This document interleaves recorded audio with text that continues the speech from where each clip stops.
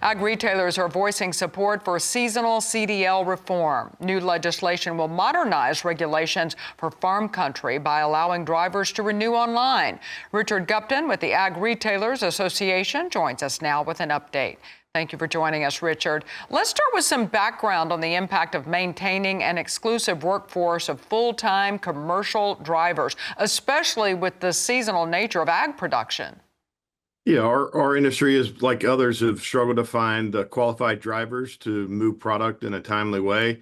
This seasonal ag CDL program has been in place since the early 90s, but it really hasn't fully updated the regulations at the federal level to meet the needs of modern day agriculture. So we're thankful for Congressman Tracey Mann of Kansas and the 20 co-sponsors for leading this effort. We have sent a letter along with 66 other national, regional, and state agricultural organizations to the House Transportation Infrastructure Committee to urge them to support these changes.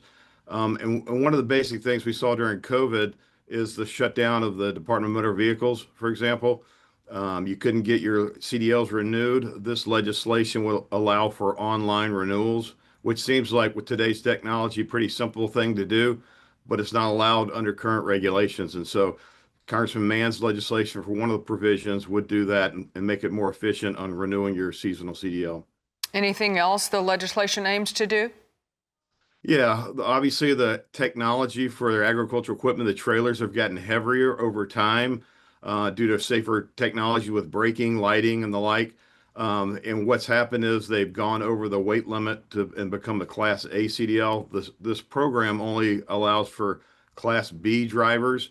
And so the legislation recognizes the increased weight of these trailers. They're called implement husbandry, and it would make sure they're not treated as commercial motor vehicles. It doesn't count towards the gross vehicle weight rating, which is what the federal regulations do. Federal Motor Carrier Safety Administration has had guidance in place for a long time that says these are not supposed to be treated as a commercial motor vehicle, but some state enforcement officials have been still taking action against our industry.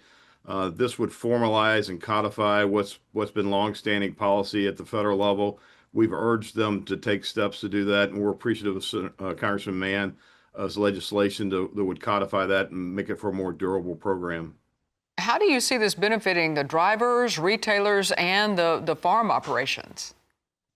Well, again, farmers need, during the busy time, just-in-time delivery. So this would make it for more efficiency.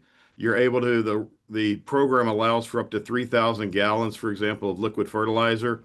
And because of the heavier trailers, they were going over into Class A. With this legislation, you're going to be able to have more efficient movement of product to the farmer. If you didn't have these reforms, what would happen is you'd have to make more trips from the retail location to the farm location.